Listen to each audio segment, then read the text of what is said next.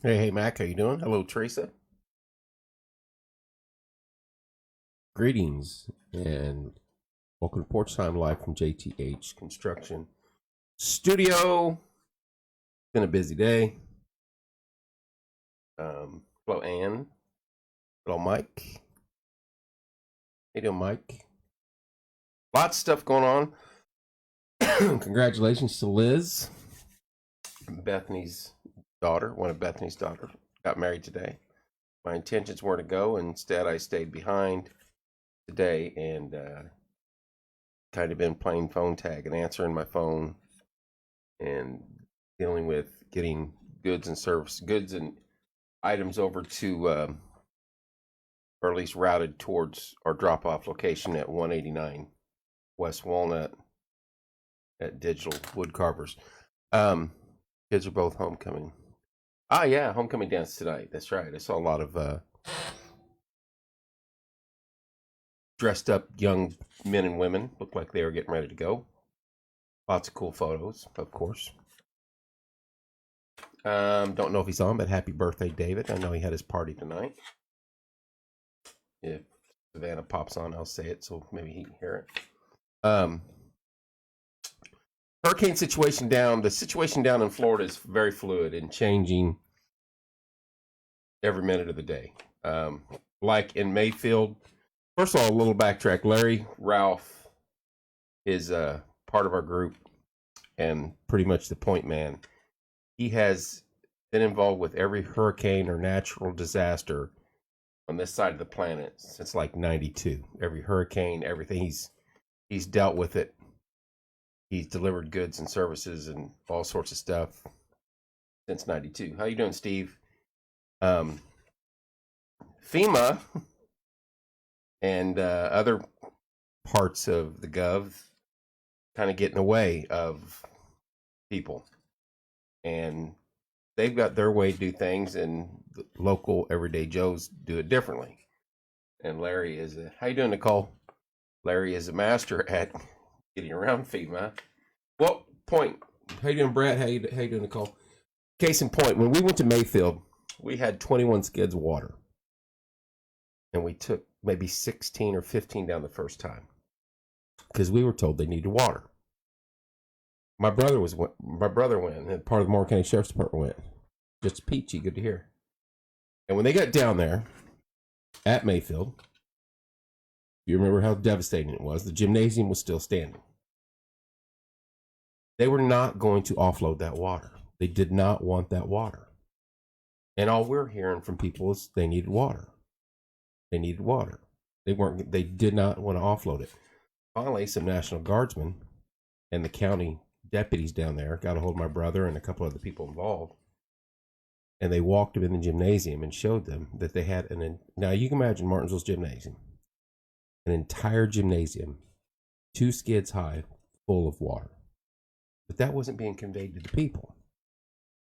Now that water goes quick though. Can you imagine 10,000, 15,000 people?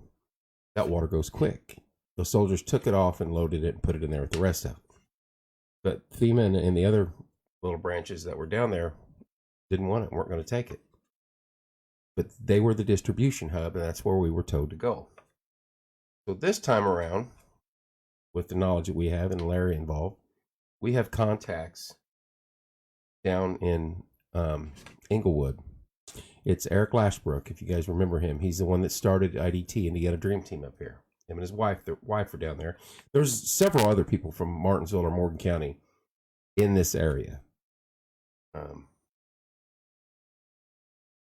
Goes very quick, Mac. How you doing, Wendy? So we've been in touch with Eric. Eric literally has to. There's one car in the area that he's in that's running. So they siphoned all the gas out of the other cars, and Eric's been running out of this area, driving about 4 miles, and it takes him about a half an hour to an hour to get to where he needs to go, dodging debris and where the road's gone, to contact the outside world. The area he lives in is a very elderly area. Old folks with not a lot. So he's their point man. And now they've been hovering around and hanging out with him, getting relay information from him about what we can do for them and what we're bringing down there. How you doing, Misty?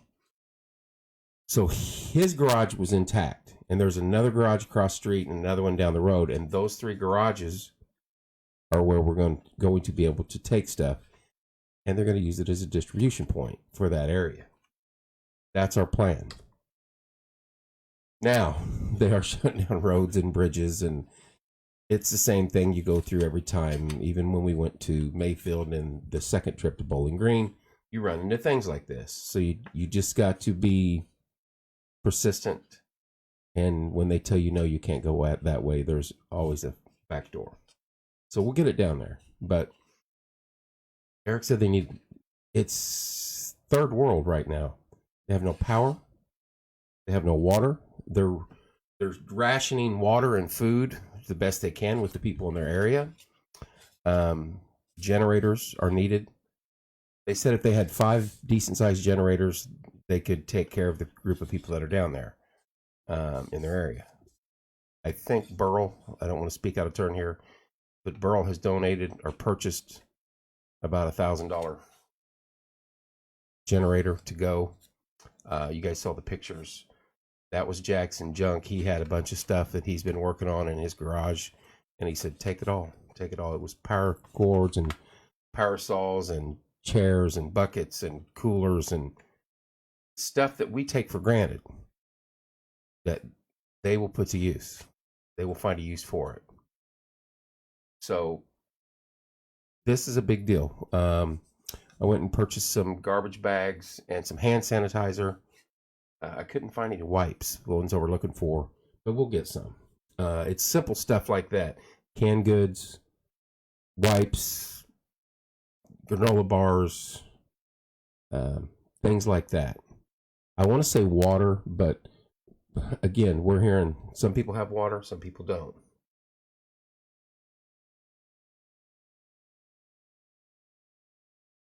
Yeah, exactly. We do have propane. We'd have the little lanterns, propane stoves, all that stuff we could use. I will tell you what we heard about electricity in the area they're in, and no pun intended, don't be shocked. They're saying 2 months. 2 months without power. Could you imagine? That's what they told them. Now, are they telling them that so they'll get the hell out of there? Then they can go through and do whatever they have to do? Because some of these folks don't want to leave their home. And I get it. I mean, they just survived pretty much almost a Cat 5 hurricane direct hit. And like Larry said, he could go back and look at every storm. This storm had surge and wind. It wasn't like one storm had surge, one storm had wind, one storm had tornadoes, one storm had heavy rain. This thing had it all. Cat 4. They're lucky it wasn't a Cat 5. We probably wouldn't have to worry about anything because most of that area would be completely wiped out. Like gone.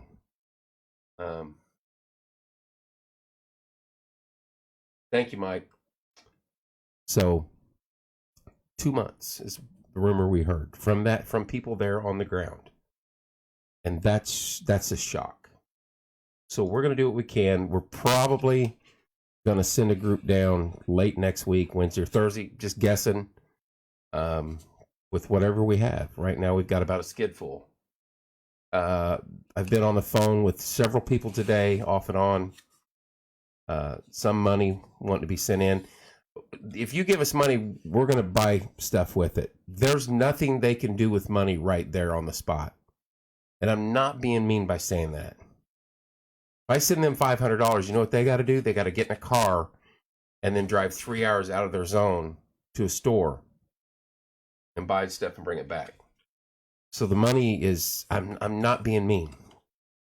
Money right now is not much use unless you're paying for gas down and gas back.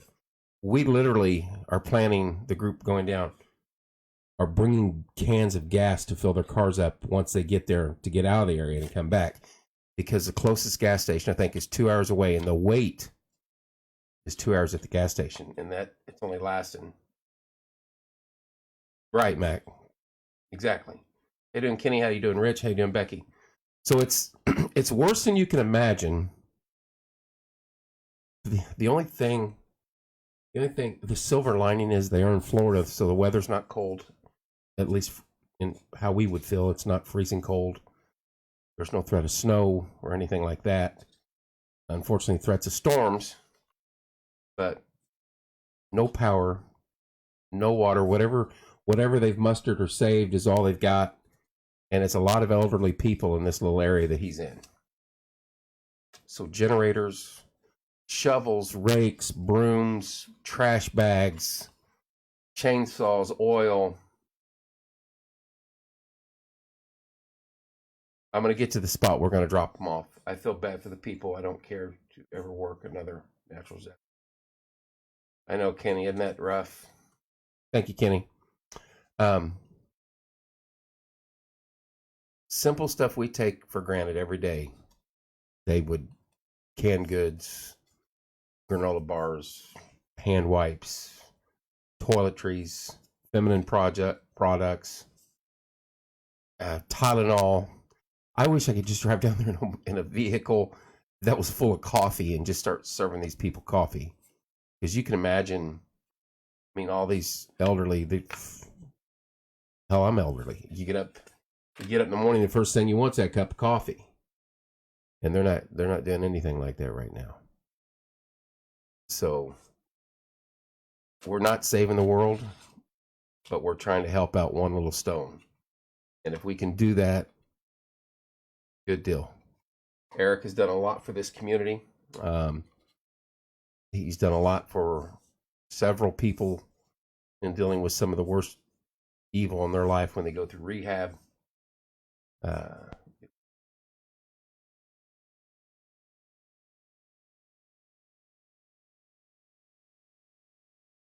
Railroads. Yep. And that's the thing. When we go down there, we have to bring food not only for us, but for the people there too. Because if you're going to go down there and work, let's say you go down there on a Thursday, Friday, Saturday, and Sunday. You get down there Thursday afternoon, Thursday night. You're going to want something to eat. The restaurants and stuff, like Mac was saying, you're 2-3 hours out, and they're going to be packed or empty or gone of goods. So you got to bring every meal you have for the next 3 or 4 days, maybe until you at least get back into Atlanta or Alabama or whatever direction you go in. So you have to plan for that. You've got to plan for your gas.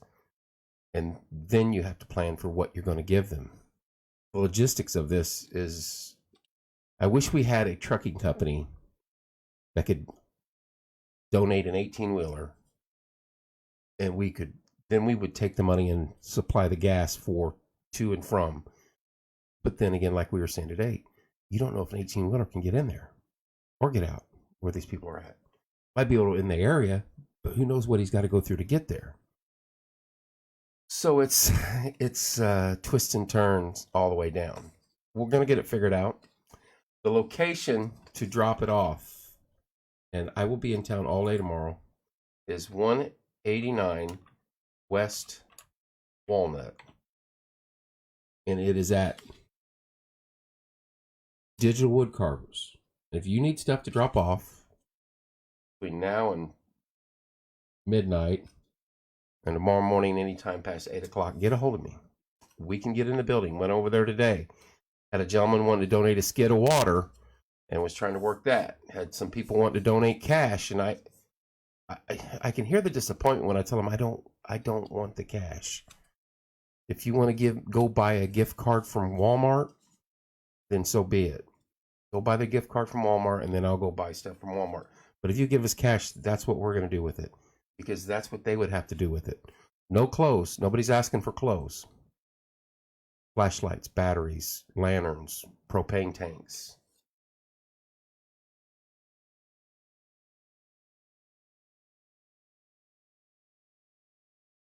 There you go. Max, right on point. It's a logistic nightmare. And pulling resources. And we're not the only group doing this. There's groups all over from here to Florida doing this. It's just the nature of who we are.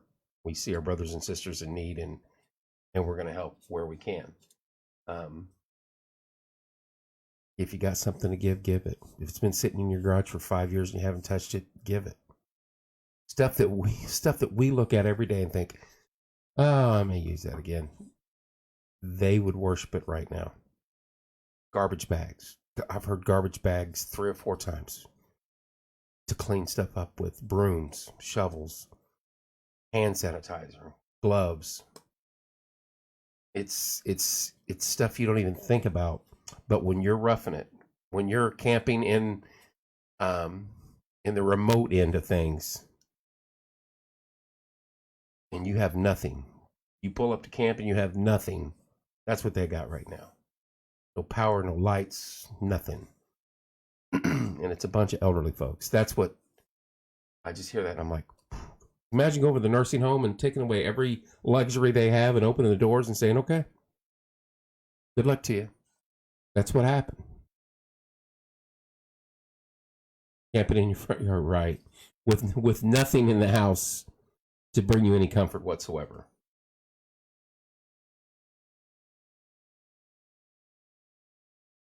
There you go, Larry. Larry's on. How you doing, Larry? Larry is the man. Donna, Eric's wife, is cooking on a Coleman stove, sharing with her neighbors, so she also needs additional Coleman fuel. Propane stoves and tanks are great, but she has a couple of big bags of rice to share, but is needing canned goods and canned meat.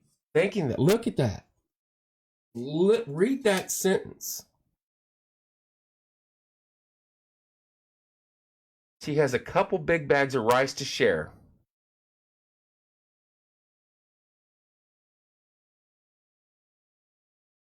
I mean, that is gut-wrenching, heart-wrenching when you hear stuff like that. I'm upset because my air conditioner wouldn't get below 72 today. Just saying it. And these guys are down there. These aren't military. These are elderly residents in that area. And Donna and Eric are doing the best they can to take care of a lot of people right now. And I was telling Larry, Eric's got to drive like an hour even just to communicate with you, to relay information to you. Oh, yeah, rice and beans. Hey, when you're hungry, you get that rice and beans. That'll hit the spot for a few hours anyway.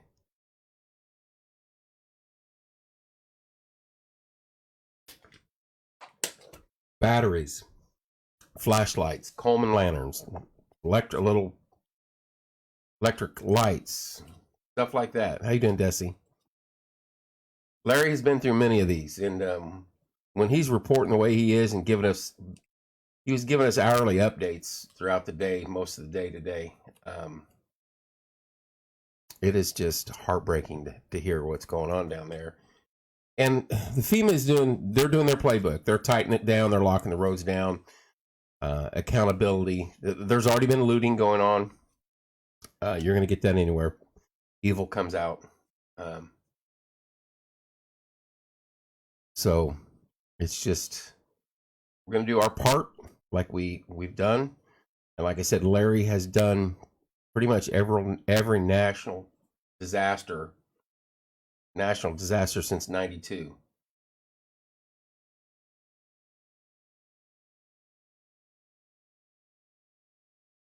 There you go. Eric and Donna can do this. They've helped me in Haiti for about 15 years. That right there is why I love that man. And tell you, when I say he is one of a kind, and there's so much he has done, not only in this country, but outside of our borders. There's not many like him.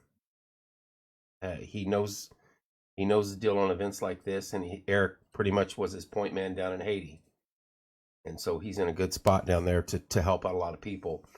And we're going to try to supply Eric with what he needs to take care of folks down there. And it's not like he's taking care of 18, 19-year-old kids. He's taking care of elderly people. It's a older community where he's at. And I have all the faith in Eric and Donna, and it sounds like this is day 3 or 4. They're taking care of business, but they don't have a lot to work with. So hopefully sometime next week we can head a truck that direction and get it going down that way, full of stuff Jackson Junk gave a bunch of stuff today.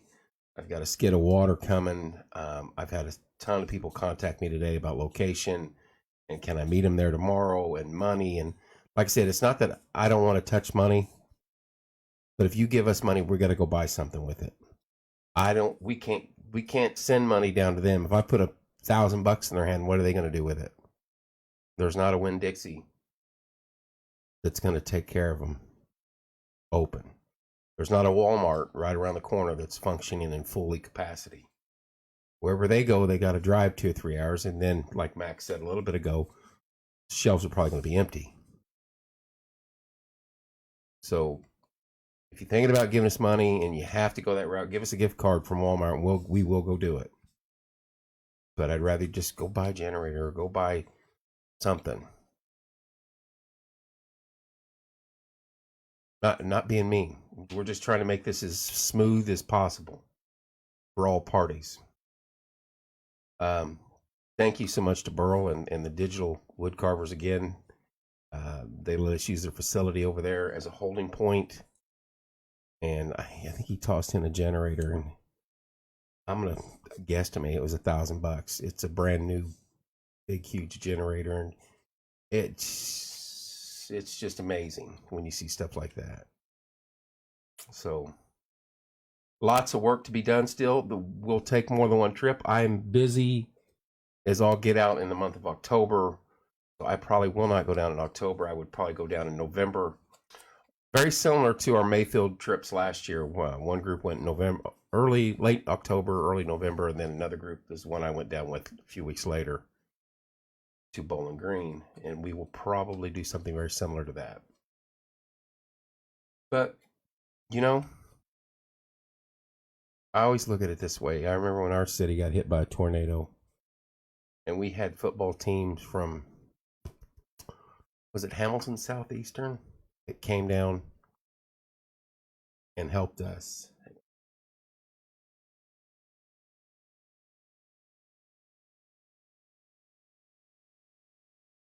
There you go.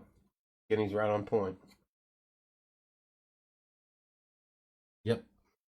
Hey, you imagine walking down in your stairs to your basement or your first floor level room, and there's a gator that has floated through your front door? We freak out with a spider up here. And I got a 12-foot gator in my dining room. Probably ain't going to go downstairs. I know what I would do, but, well, Florida may not be a law against that. But I remember people from other communities came and helped us.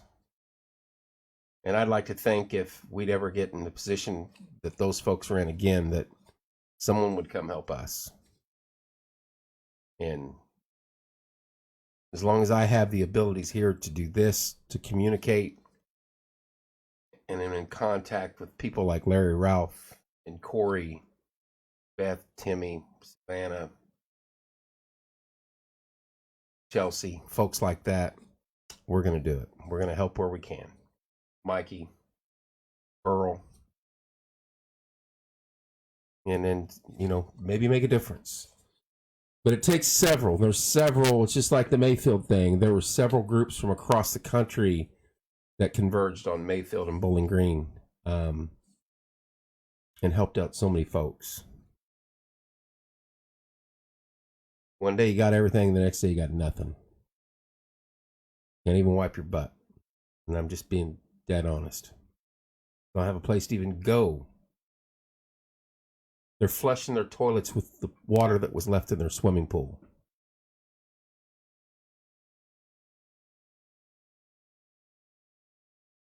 Imagine that. Go out back and get me a bucket of water out of the swimming pool so I can wash down the bowl.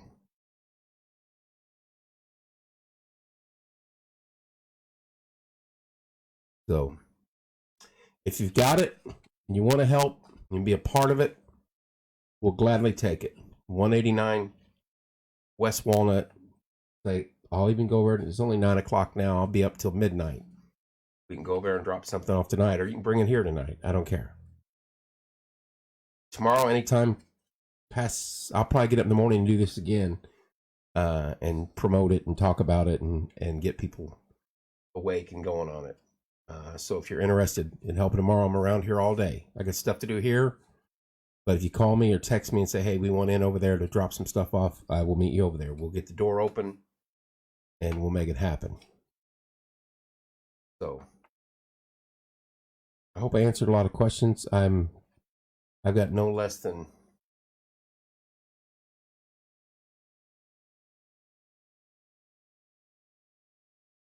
this is heartbreaking.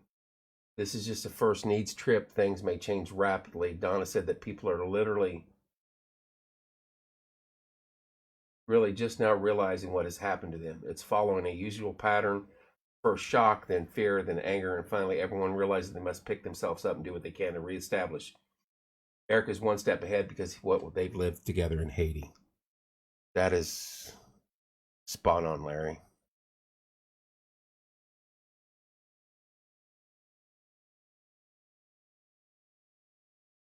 So praying helps. Believe me, materialistic things can be replaced. Remember that, folks. Lives cannot. So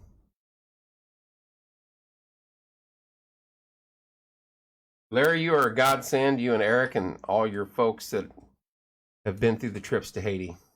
And I tell people every time you pop online what an amazing human being you are. And that's underselling it. And the more you get to know the guy, the more you learn and the more you hear, and you're just like never ending. Right now, Corey and I were calling Logistics Larry because we got to run a convoy from Martinsville to Inglewood, Florida. How you doing, Christine? I'm back.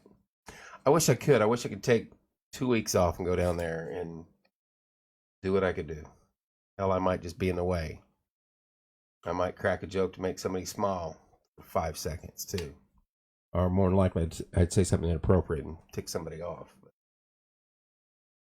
unfortunately, I cannot. October is a busy month. But we're going to do what we can on this end to make it go smooth down there. Anyone else got any questions or comments? Location 189 West Walnut. You can always message me via Messenger. My number's right on my own page. You can call me. You can text me. I know I can get a hold of Larry anytime, day or night. I can get a hold of Burl and get in the building. I can get a hold of Corey. I've had a ton of people message me today. And hopefully we can, late next week sometime, we can get down there. Get a truck headed that way. Hope to have it full. Thanks to Jackson Junk and Digital Wood Carvers today for supplying what's over there. I said I've got a couple individuals said they're bringing stuff. I thought I was going to get a skid of water today. You won't believe. I don't even want to. It's silly. And I don't know. You seem like things get put against you intentionally. When the Mayfield thing came up, we walked in just about any place we want, told them what we were doing, and we had help. And today I walked into several. Oh, they've changed their policy on things like that now. Walmart, you can't get a skid of water unless you drive to Sam's Club and then set an appointment up to actually have them loaded in your vehicle. If I want to buy a skid of water, I can't. And the pricing of it, there was some that I saw. We had 21 skids last time, and I think they're around $200 to $300 a skid, depending on where at. Right now, we've heard between $480 and $500 on some, and then 300 was like the min on some, and it's like. Anywho, hello Joy, hello Geneva. Joy, happy belated birthday, by the way, dear. All right. Anybody has any questions? Message me. or Larry or Corey or Beth or Tim or any of us, shoot us a text. As Larry has said, this is a marathon, not a sprint. It's not going to be over with in one day. It's not going to be over with in 1 week or 1 month. This is going to take a long time. There's areas down there that are completely gone. Like nothing left standing. I don't know the death toll or anything like that, but it could have been horrendous if they didn't get out as many as they got out. But if, like in Mayfield, I always pictured in my mind, I could, where I live, I'm about a mile and a half. I'm all the way on the other east side of town. And if I look towards Gaddy's is almost in a line with me. And imagine if everything was wiped out and I could see Gaddy's from where I'm standing. That's how it was in Mayfield and in Bowling Green. Areas a mile and 2 miles long where from one side to the other, everything was gone. Where the day before there was trees and houses and telephone poles and garages and buildings and gone. Completely removed. And those are places where lives were lived and memories were made, and how you can't even find where your plot was right now. So, before I close it, I have to say this. I have a buddy, just found this out just a little bit before I went live. Got a guy I work with, 21 years younger than me, had a heart attack today. His wife gave him CPR and kept him alive long enough to get him to the hospital. That's where they're at tonight. And Jake, love you, buddy. Hope to see you back on your feet real soon. You hear stuff like that and you're just shocks you.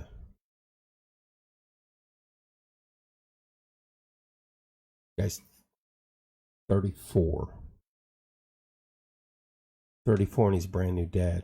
Just had a little son. He's a good kid. Good dude. Good husband, good worker, good friend.